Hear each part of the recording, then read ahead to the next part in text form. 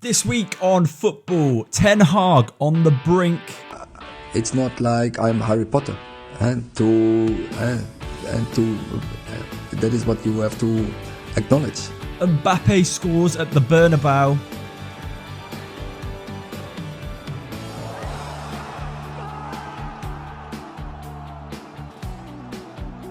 Will Still comes out swinging. Shut up, sit down. J'ai entendu le gendarme de Saint-Tropez. Oh, attention, You focus on your players. Victor Osimhen signs for Galatasaray. Neville still fancies United for top 4. Do you think that Manchester United will finish above Liverpool this season? Yeah, why not? Rice sees red. The second half one, it's a red card after my challenge in the first half, which I fully accept, a 50-50 that I didn't win. And Sterling completes the Benayoun treble. Hello everyone, welcome to This Week on Football. It is me, Alex. How are we all doing? Again, another emotional weekend of football. How are we doing, Man United fans? How are we doing, Everton fans, once again? And outside of the Premier League, I mean, how are we doing, Sunderland fans? You must be on cloud 9 at the moment. Guys, if you haven't already subscribed, this is my little call to action. Please go hit subscribe, like the video if you're watching on YouTube. Really appreciate it. If you go across to our Goalposts TV channel, you can find us on Instagram. You can also find us on TikTok, and you can find me personally at Alex Goalposts on my TikTok channel for all the best bits. And plenty of Sunderland videos on there for you as well if you are a Sunderland fan and you are really excited at the moment. This week we have got a weekend treble coming up at the end of the show. I've got my team of the week. I'm going to be going through our Fantasy Day 1 league and hopefully not kicking out too many people because we had a mass ejection last week. So stay tuned for that. Firstly, however, I have got a story that one of my friends sent me this week, and I cannot believe I've never seen this before, but it combines my two favourite subjects, football and aliens. And this is a real story. I'm going to set the scene. Bear with me, but 60 years ago, aliens stopped a football match in Italy. And this is not me making it up. This is a genuine story. Let me set the scene. The date is October 27th, 1954. A crisp autumn day in Tuscany, and in front of a sellout crowd, Fiorentina kick off a game at the Stadio Artemi Franchi. The game is a tense affair. Both teams push for victory. Early into the second half, the crowd fell eerily silent. Then roars erupt and the crowd are on their feet. A goal. No. Spectators were no longer watching the football. Their attention was turned to the sky and the players joined them. The match stopped. Club legend and former Italian national team player Ardico Magnini recalled what happened. I remember everything from A to Z, he says. It was something that looked like an egg that moved slowly. Everyone was looking up, and also there was some glitter coming down from the sky, silver glitter. We were astonished.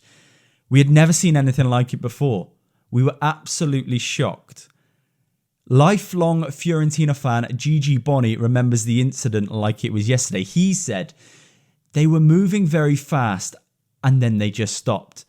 It all lasted a couple of minutes. I would like to describe them as being like Cuban cigars. They just reminded me of Cuban cigars in the way they looked. They were extraterrestrials. Another player, Romolo Tucci, agrees. These were aliens, he said. We saw them directly for real. The players and the public were stunned seeing these objects above the stadium.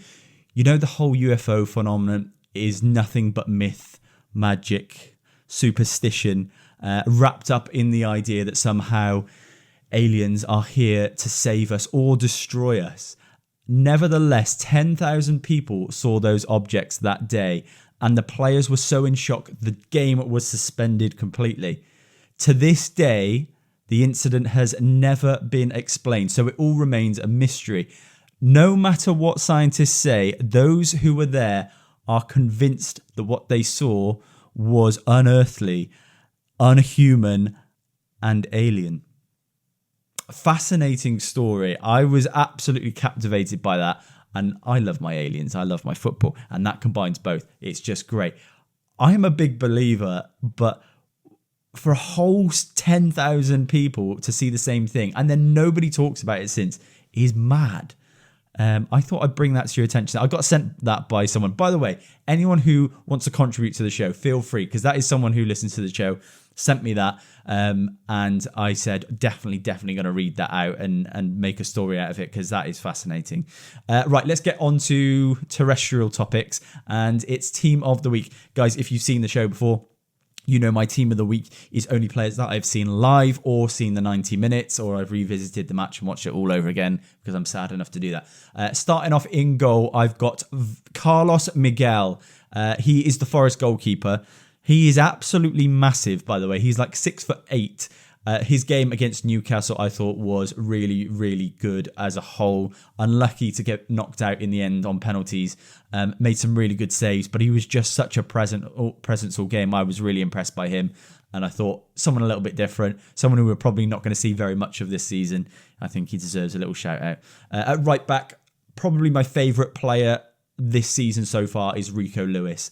He got an assist again this week, and an overall, again, another top display, playing as a right back who was inverted and kind of ended up in midfield. He's an out-and-out right back for Pep Guardiola's team, but he also kind of almost definitely plays central midfield for them as well. The amount of runs into the box, the amount of overlaps from his wingers, from his strikers, and finding space in the box is unbelievable. I can't believe he's not scored yet. I mean, he has scored one and got disallowed and then crashed one off the bar. As everyone knows who's been following my fantasy team, he is in my fantasy day one team because I thought it was going to be a breakout season for him. I saw him in the Community Shield the month just gone, and I really thought Rico Lewis was one of those players, you know, going through City. Yeah, he's pretty decent technically on the ball. I didn't realise how good he was, and watching him live in the flesh, I was really impressed with him. I think once he gets into that England side, I think that is going to be him there for quite a while because he is so flexible. He can move all over the pitch. He's really press resistant, really great on the ball, makes the right decisions. And just an all-round engine. You know, he gets back and forward, so disciplined. You've got to be for this Pep team. But yeah, I think he's my favourite player so far this season, and hopefully this is his big breakout season. Centre-back, I've got Federico Gatti. He's the Juve captain. A clean sheet for Juve the other night. I do think Juve will probably push for the title this season, if not maybe win it. I have got them as my kind of tip. But Thiago Motta really believes in him. He's his captain. And, you know, for a guy who's not played at the top, the biggest clubs, to then come in over the last couple of seasons and really kind of stake a claim to be arguably Juve's first choice centre-back over some big names, I think it's quite impressive. I think he was really good the other night. Yeah, kept a clean sheet, all round, great display. He's actually very good on the ball, and he can dribble with the ball. And watching him dribble with the ball is like watching, you ever see that kid in school who's just bigger than the rest, and he's like bumbling, but he just keeps going and motoring on. That's what it's like watching Gatti. He's incredible. Centre-back alongside him, I've gone Virgil van Dijk. Probably the less said about Virgil van Dijk, the better as a Man United fan. But bias aside, the way he was talking to Lisandro Martinez after that big challenge on Szoboszlai was, I liked it. I'd like it if I was a Liverpool fan. So I've got to take my bias out of it. He was telling Lisandro Martinez, "Come and do that to me," and as a teammate, doesn't that just give you belief? Your captain's there, just standing up for you. I really like it. Left back, Josko Gvardiol. I think he's really growing into this Man City side. I think, even though he's probably brought in as a centre-back or a centre-half, playing left-back seems to be absolutely fine for him, and playing left-back in a Pep team where you're expected to get as forward as you are back to contribute to play, to keep ball inside the opposition's area and around that kind of final third. He does that in abundance. He's brilliant in front of goal. He's a danger. He's a threat, but he's brilliant defensively. There was a moment I saw in that West Ham game. Jared Bowen just tried to take it back, kind of round him, and he just shrugged him off like he was a kid. It was magic. And yeah, I think he's a big player for Pep, and I don't think many people expected it. People were talking about him like he was a flop after like 3-4 months. He's not. He is a top level player, and I think he'll do all right for this Pep team. I do think, City, a team that very rarely has a left back or a recognised left back. It's always someone fitted into that system. Nathan Ake's been there. We had Zinchenko obviously prior, and then you've had all sorts. João Cancelo's played there, and these players are usually right backs and players who aren't that great. Zinchenko's probably best position has always been central midfield for Ukraine. It's where he's got his best performances out of. Gvardiol seems to answer the questions and ticks every box for me. Central midfield, he's there for the second week in a row. Alexis McAllister. I'm pretty sick of Liverpool fans. I'm pretty sick of Liverpool fans in general, but I'm really sick of them constantly saying, oh, we need a number 6. We need that. No, your midfield's fine. Your midfields are actually going to be probably performing at a higher level to any other midfield in the Premier League right now. So shut up, appreciate what you've got and get on with it. Alexis McAllister, what a player. Joel Linton is my other central midfielder alongside him. His game against Forest, thought he was really good.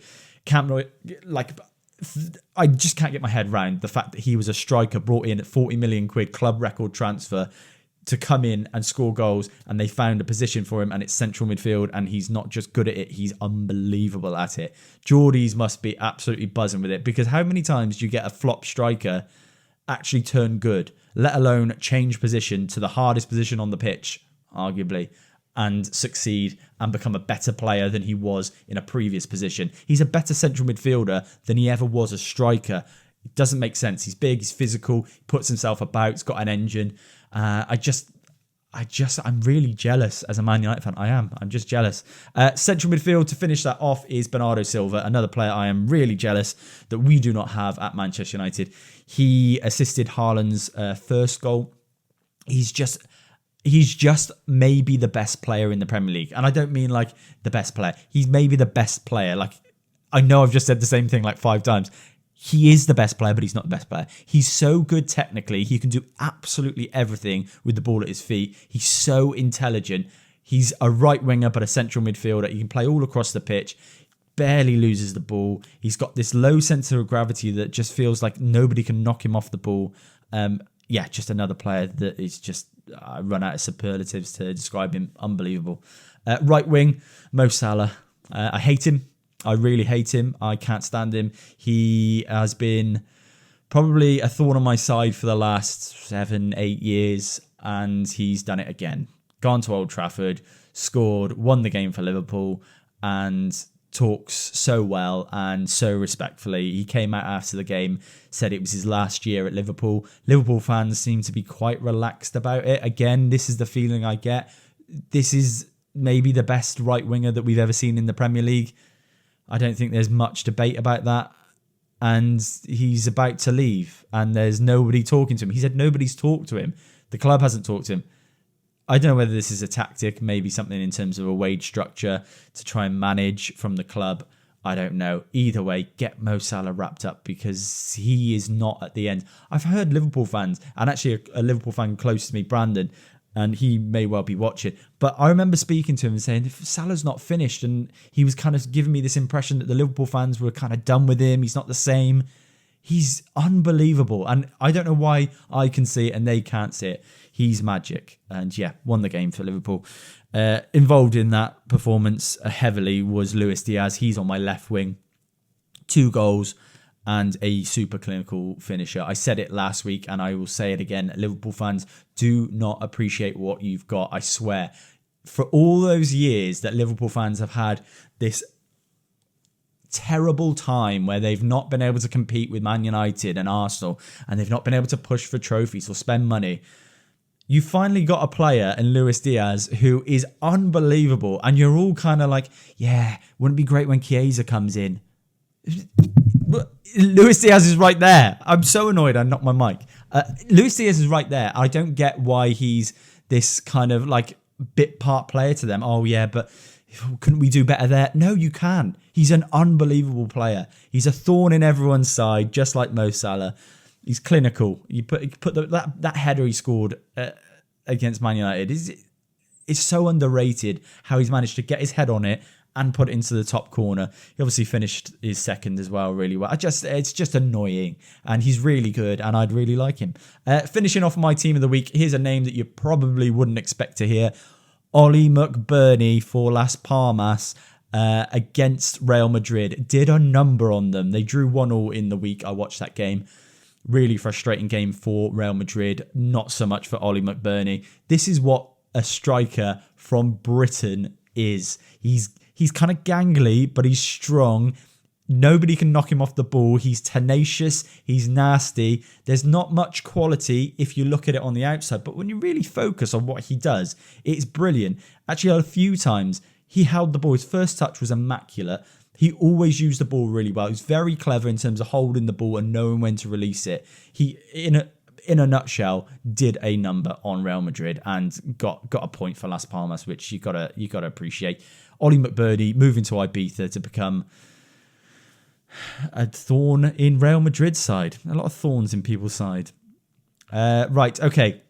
That was my team of the week. It was really annoying this week. I didn't watch loads of football, to be honest. I was so busy, and the ones that have stood out to me, I can't believe I put in there Ollie McBurney. But he was really good, I promise you. Really, really good. Right, day one fantasy team. One day or day one.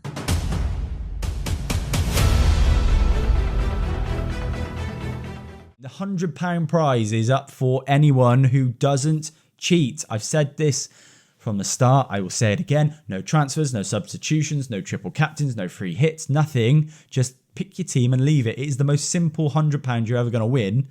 But still, people are struggling. Last week, I kicked, I would say, about 50 people out of the league, maybe more. And it took me an entire evening because I had to search up the names and kick them out. So I'm hoping this week it's not the same thing. I'm going to go through some teams that have been flagged to me from different people. So I am getting messages. This person's changed their team. This person's changed their team. I'll get there, guys. I promise. I'll do it. But thanks for notifying me. Let's start. Right. We're going to go with actually second in the league, Ryan Masmoudi. I've been notified that this man has done something he shouldn't. We will have a look.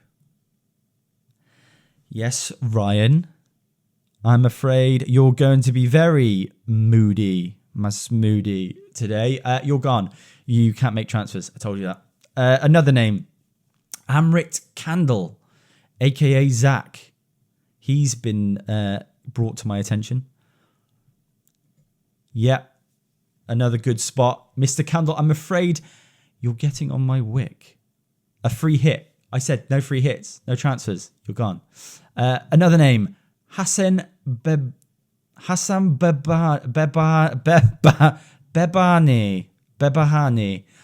Change your name. Simple. To something that sounds real, please. Hassan.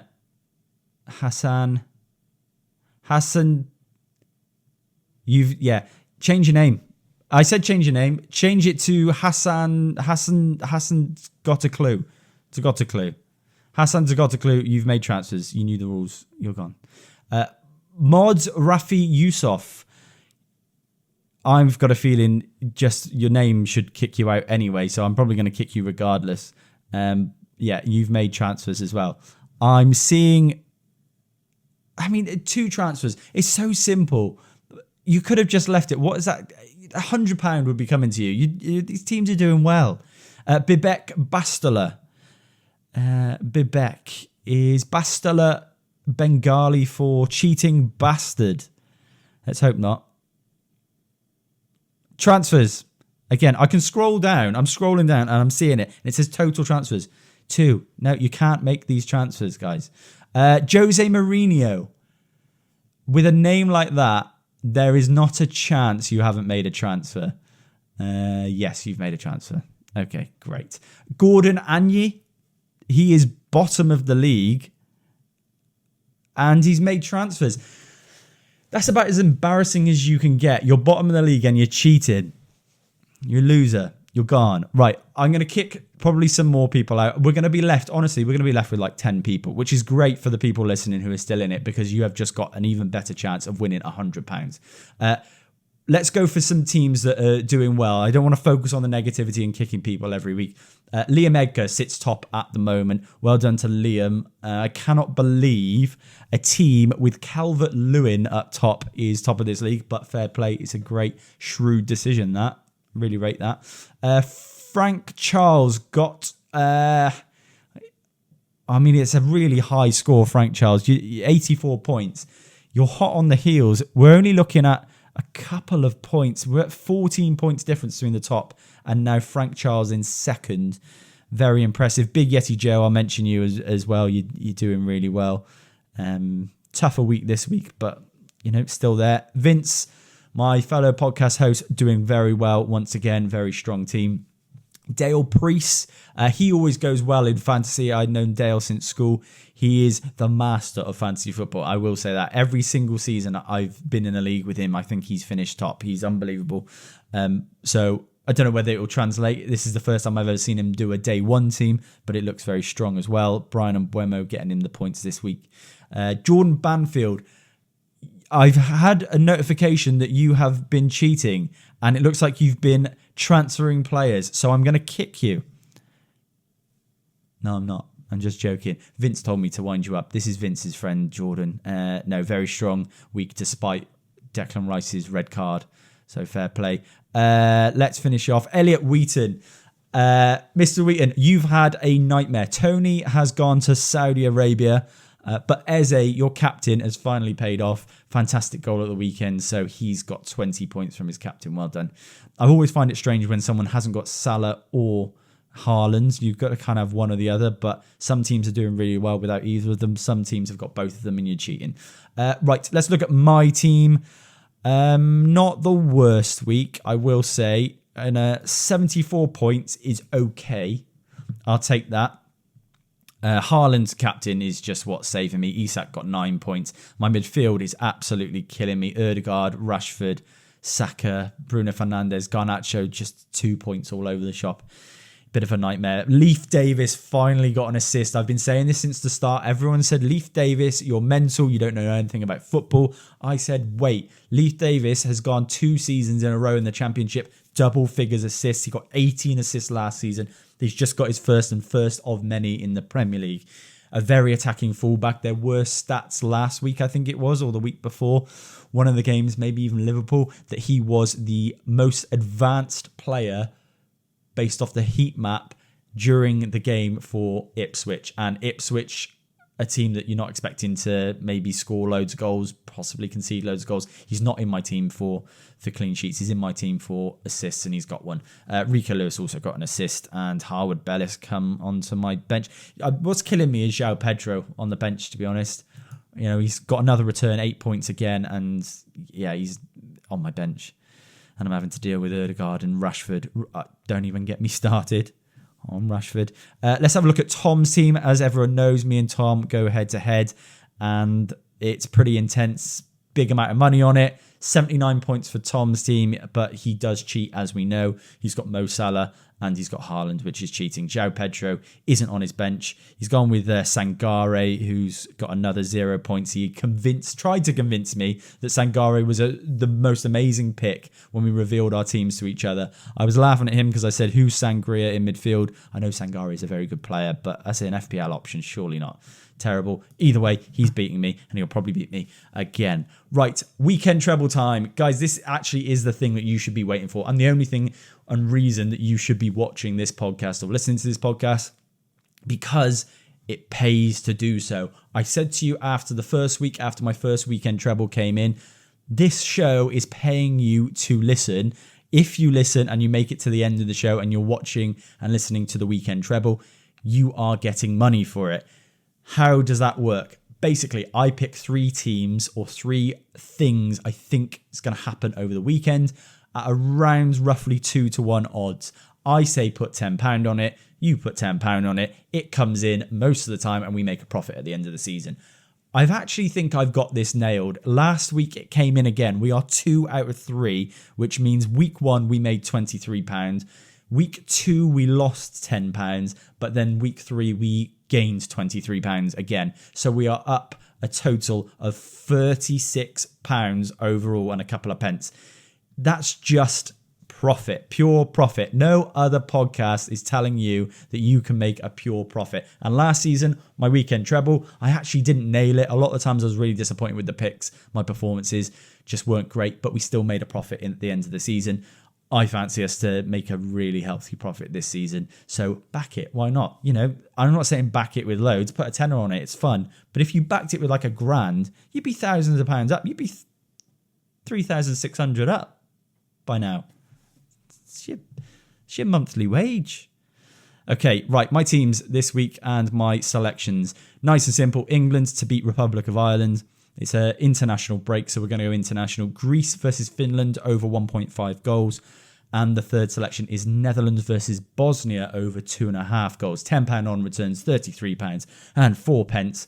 Stick with me this season. Trust me. Back me.